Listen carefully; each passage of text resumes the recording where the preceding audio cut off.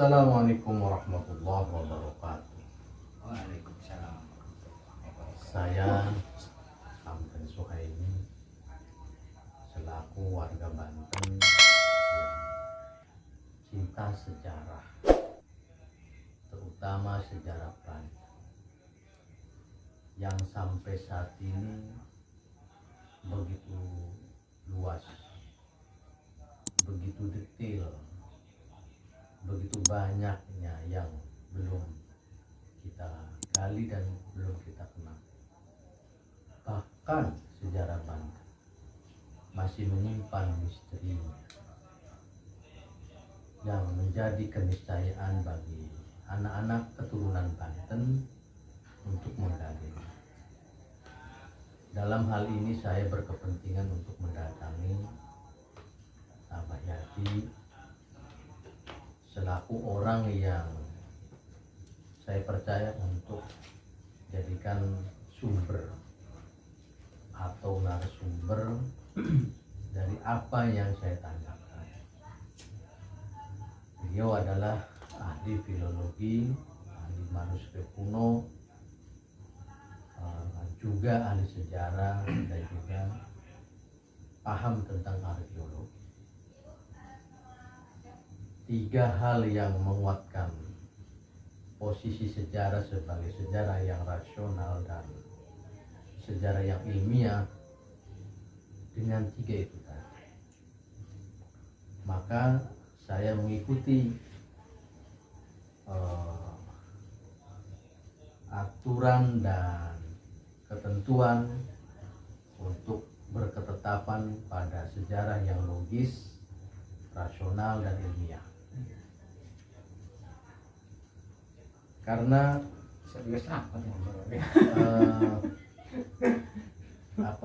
kebetulan saya ingin banyak menanyakan perihal riwayat masing-masing Kanjeng Sultan yang memimpin Banten ini sejak Kanjeng Sultan Hasanuddin Banten sampai Kanjeng Sultan Syarifuddin. Kenapa saya memanggilnya beliau itu Kanjeng? Karena beliau itu orang-orang mulia, orang soleh.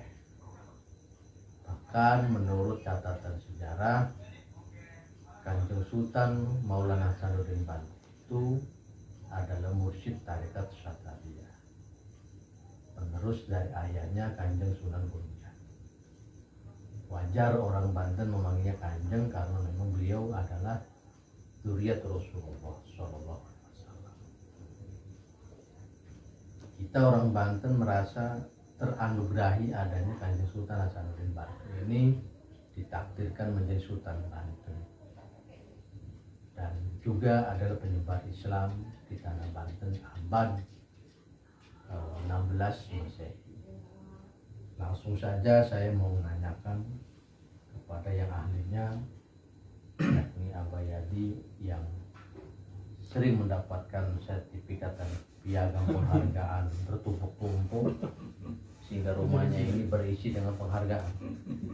Orang-orang mah berisi motor, mobil atau senjata-senjata. Abah Yadi piagam, tembok-temboknya penuh piagam penghargaan dan sertifikat. Maklum pemateri, pembicara, sekaligus tukang mosok-mosok bentuk masjid Banten itu beliau tuh yang mosok-mosoknya. Karena masjid Banten ini ngeramat karena dibuat pada zaman Sultan.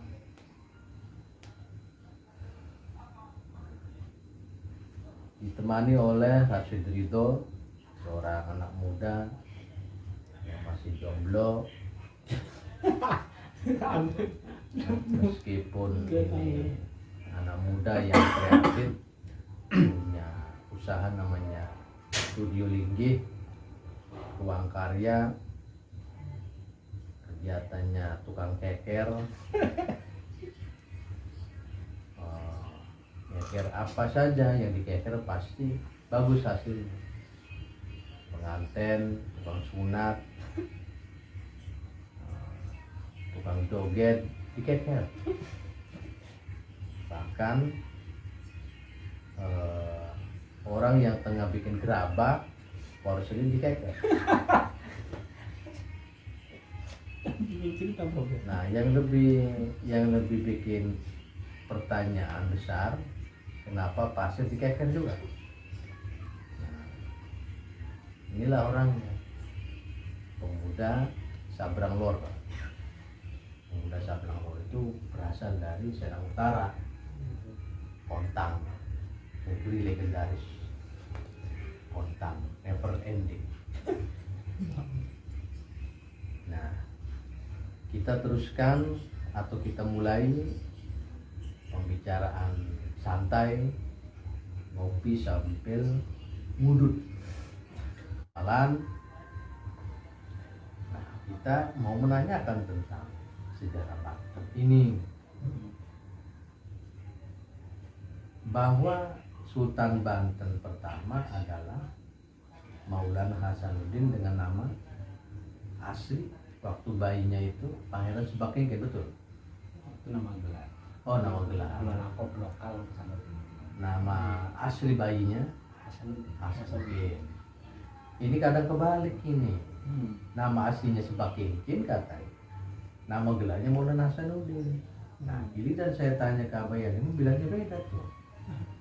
Yang betul itu adalah Maulana Hasanuddin itu nama asli bayi. Begitu digelari Pangeran Sebakengke karena beliau adalah putra daripada Kanjeng Sunan Gunung Jati sebagai Sultan Cirebon. Ia wali, ia ulama besar, ia mursyid tarekat, ia juga sultan Sunan Gunung Jati. Terus Kanjeng Sultan Hasanuddin ini punya istri yang agak jauh dari Indrapura, yang kata Bayadi Aceh ya. Ada. Jadi kalau untuk keluarga Hasanuddin ini dalam dokumen sejarah Banten yang di manuskrip dari Aceh juga ada, terus dari Minang, terus Indrapura, terus Lampung, dan hampir semua kerajaan-kerajaan kecil di Nusantara. Itu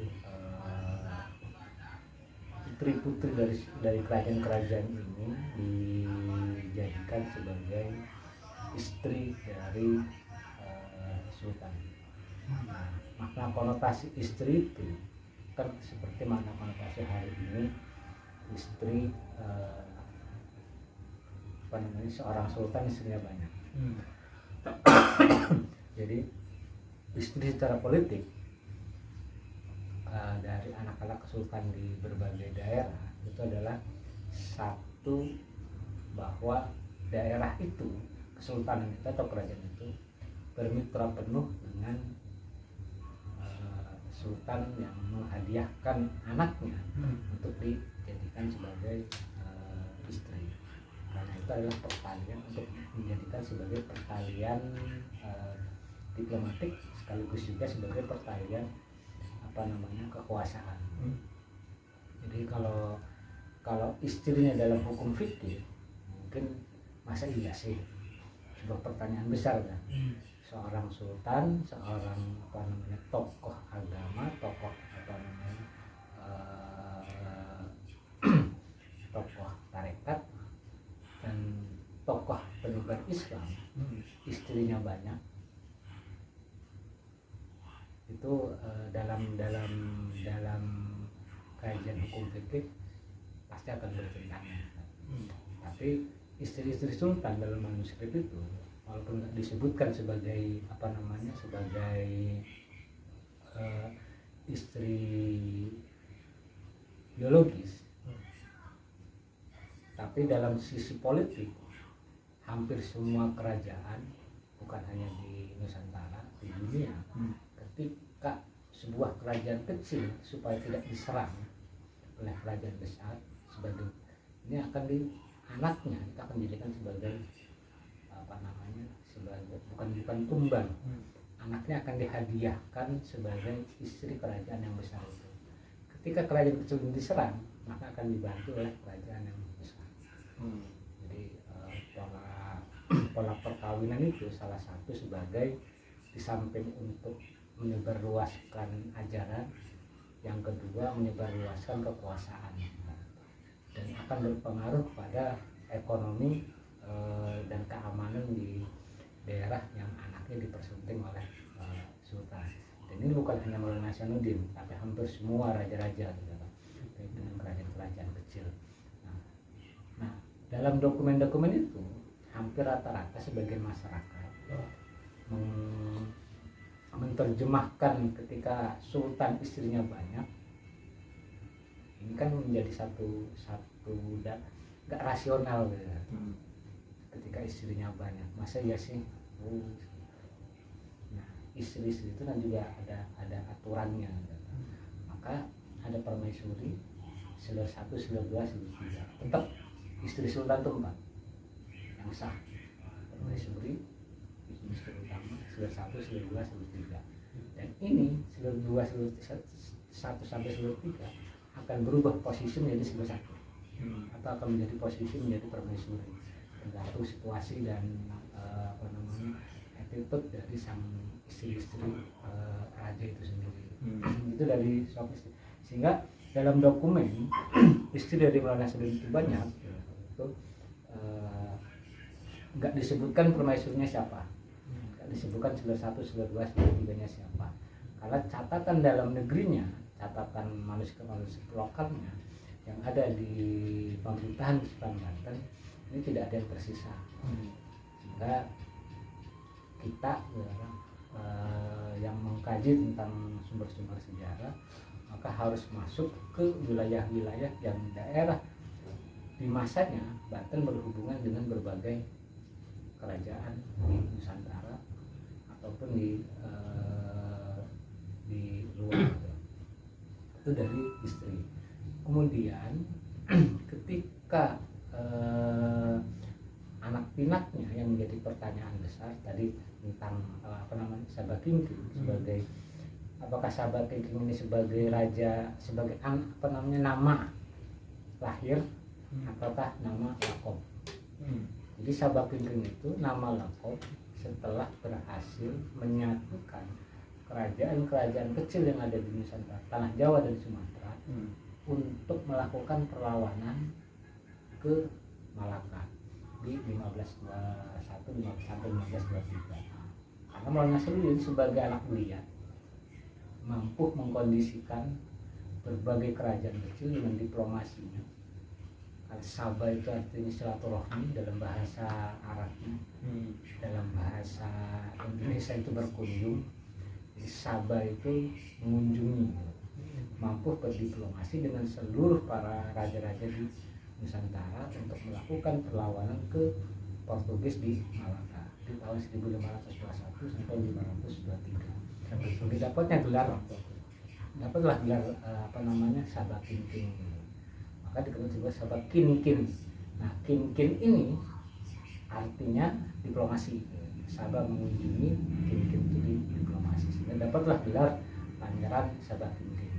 Seorang tokoh muda yang piawai untuk melakukan sebuah perlawanan besar ketika Malaka runtuh di tangan Portugis di 1511 dan Banten menjadi satu penyokong pasukan terbesar melakukan perlawanan ke Malaka di 1521-1523. Nah, di tahun itulah kemudian Banten dijadikan sebagai Maulana Hasanuddin bergelar sebagai Maulana, Panembahan Maulana Hasanuddin atau Panembahan Maulana Sabah Kingking. Nah, Panembahan Maulana artinya panembahan itu orang yang patut disembah hari ini. Panembahan dari kata panyembahan. Panembahan itu orang yang patut disembah, orang yang patut diikuti. Bukan disembah seperti Tuhan. Bukan penyembahan ini ada, karena itu kalimat yang konotasi yang tahun itu. Jadi maka disebutkan Panembahan Maulana, Panembahan Maulana Hasanuddin. Jadi yang dimaksud bukan menyembah seperti Tuhan, mengikuti Mengikuti. Samina wa Ta'na kalau zaman sekarang. Itu tokoh apa namanya, nama Maulana Hasanuddin. Karena kemudian Maulana Hasanuddin di samping sebagai apa namanya, kalau di sebelumnya yang termasuk orang tuanya Syarif Hidayatullah itu hanya bergelar susuhunan. Artinya pesusuhunan. Susuhunan itu orang yang patut diikuti juga sama, Sama ya. tapi suhu maha guru. Maha. Suhu itu guru, makanya susuhunan. Dalam dokumen kan dikenalnya susuhunan, suhu dari kata suhu ini berarti kan ahli pada bidang tertentu. Ya, dikenal dengan istilah susuhunan. Makanya kemudian dari kata susuhunan itu menjadi kata sunan. Dasar kata dari susuhunan. Maka ketika mengkaji sejarah, maka juga harus mengkaji tentang metafor sekaligus juga mengkaji tentang kosakatanya, akar katanya, sehingga nggak terjebak arti susuhunan sunan. Maulana Hasanuddin, Sultan Banten yang pertama ini mendapatkan gelar Panembahan Maulana Hasanuddin. Panembahan Maulana. Sementara sebelumnya masih susuhunan. Akhir semuanya beberapa kerajaan-kerajaan di tanah Jawa dan Sumatera itu mengikuti perintah dari susuhunan apa namanya Panembahan Maulana Hasanuddin. Karena kemudian di 1526 baru Banten dilantik Sultan Maulana Hasanuddin dilantik menjadi sebuah pemerintahan resmi kerajaan Islam. Tahun berapa? Tahun 1526 bulan Oktober tanggal 8 kalau di apa namanya Pancasila. Jadi 1 Muharram di tahun Hijriahnya, saya tahunnya lupa. Ini kan Yang jelas tahun Masehinya Oktober 8 Oktober 1526. 8 Oktober 1526 itu naik tahta Pangeran Sebakingkin atau Panembahan Maulana Hasanuddin menjadi Sultan Banten. Yang mentahbiskan adalah penguasa Mekah. Yang mentasbiskan dari semua para susuhunan, ini dari Jawa dan Sumatera itu mentasbiskan Maulana Hasanuddin. Maka diceritakan bahwa di sejarah Banten besar, Maulana Hasanuddin itu mampu mengunjungi semua daerah kerajaan-kerajaan Islam, komunitas-komunitas Islam yang ada di tanah Jawa dan Sumatera itu sekaligus dengan keberanian itu dari Pasai, mewasiatkan dari Pasai, karena Pasai saat itu juga sudah runtuh ya. Malaka dan Pasai ini sehingga menjadikan Banten sebagai apa namanya tunas baru untuk mengembalikan mengembalikan beberapa kerajaan Islam yang sudah runtuh di sebelumnya oleh Eropa, oleh Portugis saat itu. Di Pasai, kemudian melahirkan Aceh Darussalam, Malaka, Hijrah, kemudian melahirkan apa namanya di bawahnya dari Malaka ini Indrapura, Nibagiri, terus sampai ke Palembang. Palembang itu ada Arya Damar, terus sampai ke Banten, sampai ke Jawa Timur.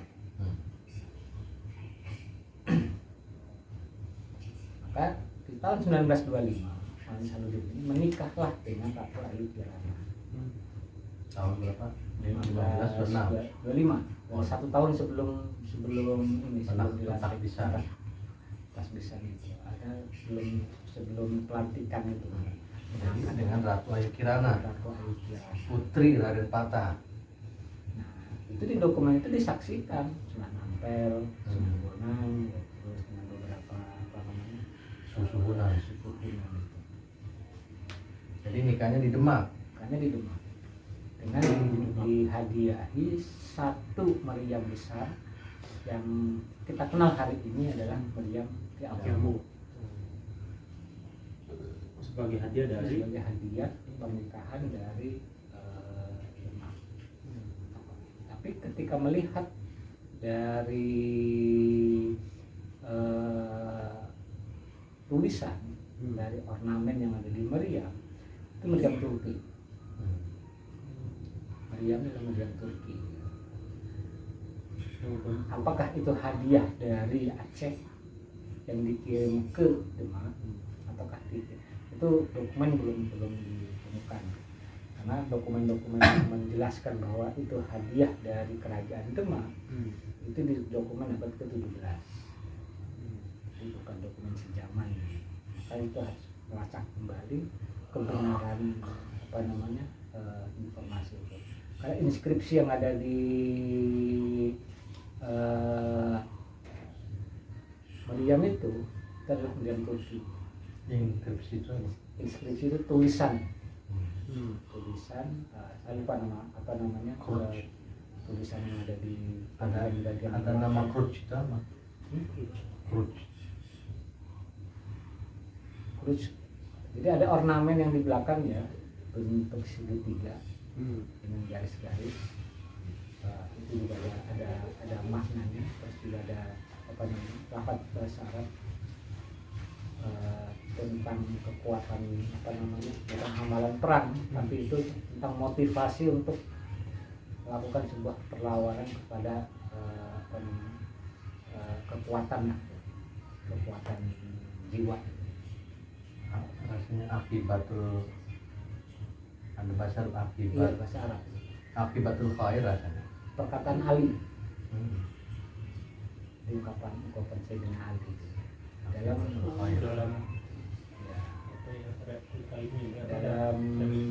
relik yang ada di meriam.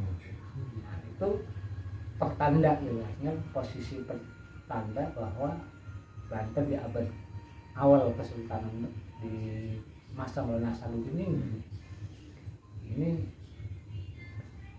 sebagian sejarah hanya menuliskan dari babat-babat itu, dari tradisi lisan di masanya, itu hampir hanya menuliskan hanya riwayat hidup. Riwayat hidup. Sementara riwayat perjuangan, riwayat perlawanan, riwayat berbagai peristiwa di masanya ini nyaris terlupakan. Banten sebagai negara, sebagai konsep sebuah negara, menjadikan Banten hanya sebatas kegiatan keluarga.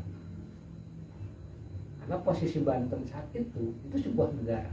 Perpindahan dari sebuah kerajaan Malaka sebagai imperium itu pindah ke Banten. Malaka itu imperium, kerajaan besar, Malaka, Samudra Pasai, terus Sin. Ini sebagai imperium. Ketika ini hancur oleh Portugis, maka ini hijrah dan tunas baru itu adalah namanya Banten. Sehingga Banten dalam waktu kurun begitu singkat itu menjadi satu bagian dari kerajaan besar di Nusantara. Dokumen-dokumen Eropa dari dokumen Portugis, termasuk juga dokumen Inggris di abad 17 awal tahun 1600-an, Belanda, termasuk juga dokumen Jepang, dokumen Tionghoa. Ini menjelaskan begitu masifnya perkembangan Banten itu, karena hampir semua kerajaan di Nusantara akan mengikuti Banten, karena Banten menjadi pos untuk mengamankan tanah Jawa dan Sumatera, masuk di Selat Sunda, masuk ke dalam satu daerah yang dianggap aman dari serangan laut. Walaupun memang satu-satunya kesultanan di Nusantara yang benteng ibu kota, yang pusat ibu kotanya itu persis di bibir pantai. Di abad itu, di wilayah agraris, bukan agraris, di wilayah pesisir. Yang lainnya itu di dalam, agak jauh dari mulut tahu bibir pantai. Banten persis di bibir pantai. Teluk Banten persisnya kayak gitu. Ini Tanjung Piatu, ini Tanjung Pontang. Banten itu adanya di celah-celah ini, di lakungan itu. Lakungan. Ya. Banten. Dan ini posisi yang paling yang dianggap paling strategis dalam sebuah pusat ibu kota maritim, karena ini posisinya akan di lalu lalang pos penjagaan angkatan laut, pos penjagaan dari laut. Dan periode tahun itu, periode abad ke 16 ketika Kesultanan Banten berdiri dengan memindahkan pusat ibu kota dari Banten Gilang ke bibir pantai, itu sebuah keberanian. Kenapa? Karena ya harus terbuka, posisinya harus terbuka. Kalau tertutup, kita nggak tahu musuhnya seperti apa. Tapi kalau kita terbuka, musuh akan ketahuan kekuatannya, lebih mudah mendeteksi. Tapi kalau kita tertutup, maka kita tidak akan tahu musuh kekuatannya seperti apa. Itu teori ininya. Maka dalam kurun waktu 1 abad, Banten sudah menguasai pasar dunia. 1 abad. Bayangkan. Kalau pada saat itu pusat Kesultanan Banten masih di tengah wilayah, Pak, ya kan, di Banten Gilang, itu kemungkinan tidak mengalami perkembangan dan kemajuan yang pesat, ya kan? Makanya ada, katakanlah, sebuah pandangan masa depan, Bos, bahwa seluruh tatanan pemerintahan itu dipindahkan ke zonasi pesisir. Artinya Banten menjadi sebuah bangsa yang lekat dengan kebudayaan baharinya. Ya, jadi karena posisi Banten begitu besar dengan pola konsep ekonomi maritim, dan pertahanan maritim yang dijadikan sebagai menjadi konsep dasarnya, orang-orang maritim ini akan terbuka dengan bangsa lain dengan mudah beradaptasi. Nah, kenapa mudah dengan beradaptasi? Karena di Banten itu banyak dikunjungi sebelumnya oleh orang-orang dari multi etnis dan multi bahasa, sehingga ketika siapapun yang datang itu mudah terdeteksi. Beda dengan konsep sebuah kerajaan yang sifatnya agraria, hanya sebatas pertanian, yang di pedalaman. Dia akan sulit untuk beradaptasi karena akan selalu mencurigai bangsa lain, kepentingan, kebutuhan bangsa lain, sehingga nggak terkoneksi. Beda dengan pola konsep-konsep pesisir. Itu secara sehingga Banten menerapkan sistem itu karena Banten itu meneruskan pola pemerintahan Ottoman. Jadi mengikuti pola pemerintahan Ottoman yang Turki ini jalur pesisir pantai kerajaannya, karena perbatasan antara Timur Tengah dengan Eropa Timur bagian barat dengan Eropa bagian timur. Itu perbatasan jalur lintasan. Dan itu sangat berbahaya. Tapi dengan keberanian Turki, termasuk juga Malaka, termasuk juga ke Malaka hancur, Banten juga posisi yang sama. Sehingga bagaimana caranya untuk menguatkan Banten sehingga menjadi pesisir itu dijadikan sebuah konsep untuk pusat pemerintahan yang lebih terbuka. Maka di fase-fase itu pemerintahan ini hampir relatif tidak banyak ditulis oleh dokumen-dokumen lokal. Dokumen lokal hanya menulis fase setelahnya, itu sultan punya anak, punya istri A, B, C, D, segala macam, punya istrinya, punya anak, dan diteruskan oleh sultan berikutnya terus, tapi tidak berbicara tentang konsepnya. Sultan pertama konsep sebagai rintisan, sebagai rintisan sebuah negara. Terus sultan kedua meneruskan bidang pertanian, pangan, Bani Yusuf. Sultan ketiga itu meneruskan ekspansi, diplomasi kewilayahan, sudah mengembangkan. Sultan raja keempat, Sultan Abdul Mafahir, Sultan pertama Raja keempat Banten, itu penanaman ideologi sudah masuk ke ideologi generasi keempat ini. Angin Tirtayasa baru, karena pangan sudah stabil, diplomasi stabil, ideologi berkembang kuat, baru puncak kejayaan ada di Angin Tirtayasa. Kemiliterannya, ekonominya, segala macamnya. Maka Angin Tirtayasa itu bergelar Abdul Fattah. Tirtayasa juga nama gelar juga, dari nama Pangeran Surya, nama kecilnya Pangeran Surya. Ketika menjadi Bupati Kerawang, Angin Tirtayasa ini kemudian ketika diangkat menjadi Sultan baru berubah gelar menjadi Abdul Fattah. Kemudian setelah wafat baru bergelar Angin Tirtayasa. Ya, berarti pada saat itu sistem pemerintahan Kesultanan Banten itu selalu dengan konsep maritim, Bang, sampai kemudian masuk di era Sultan Ageng Tirtayasa. Justru di era Sultan Ageng Tirtayasa ini banyak literatur yang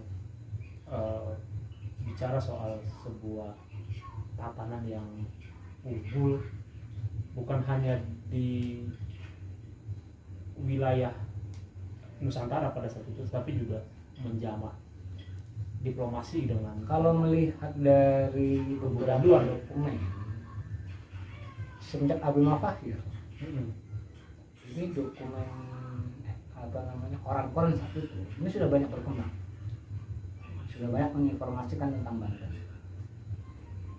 Nah, sebagai daerah yang dianggap yang makmur, yang sangat ditakuti, tidak pernah kalah baik di darat maupun di laut. Ini dokumen Eropa di koran-koran, dari koran 1621 sampai koran 1650.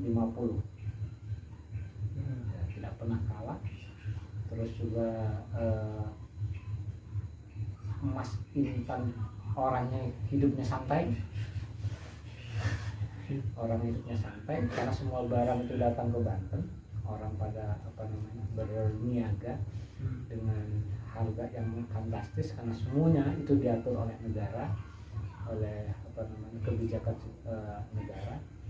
Kemudian di masa Ageng Tirtayasa ini mulai proses penguatan karena mengikuti Perang Dunia Pertama yang pernah terjadi di Banten di tahun 1600 sampai 1616. Ini cukup merugikan.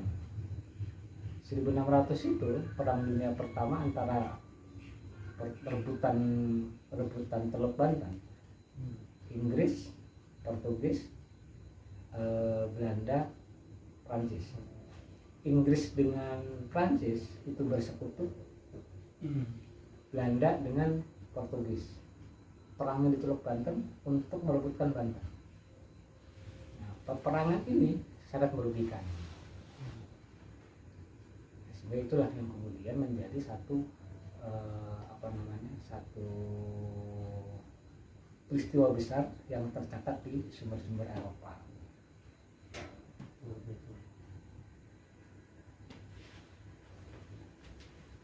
Baik, demikian obrolan malam ini. Ngopi dengan udut.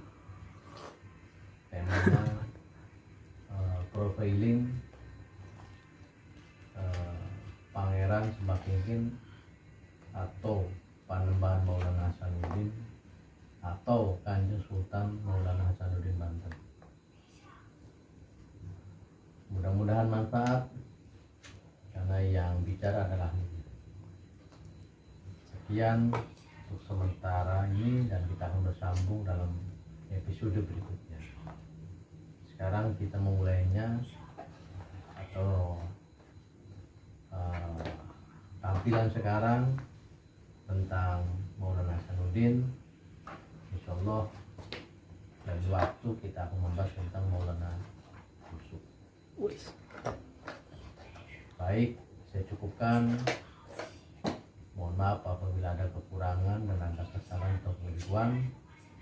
Ini semata-mata adalah pembelajaran atau edukasi kepada warga Banten umumnya, terkhusus bagi generasi muda Banten yang tentunya belum begitu tahu tentang sejarah leluhurnya, sejarah Banten. Saya cukupkan, ini episode pertama, dan kita akan berlanjut episode berikutnya, mengeksplor daripada historical Kesultanan Banten dari abad 16 sampai abad 19 Masehi, hingga Banten menjadi bagian daripada negara kesatuan Republik Indonesia dan ikut berjuang memerdekakan Indonesia dari penjajahan Belanda dan Jepang. Banten adalah negeri istimewa, negeri yang tercahayai ilmu dan agama. Orang Banten taat agama, orang Banten sami'na wa ta'na pada kiai, dan mazhabnya Islam Ahlussunnah wal Jamaah dari dulu hingga sekarang. Cukupkan. Wassalamualaikum warahmatullahi wabarakatuh. Waalaikumsalam.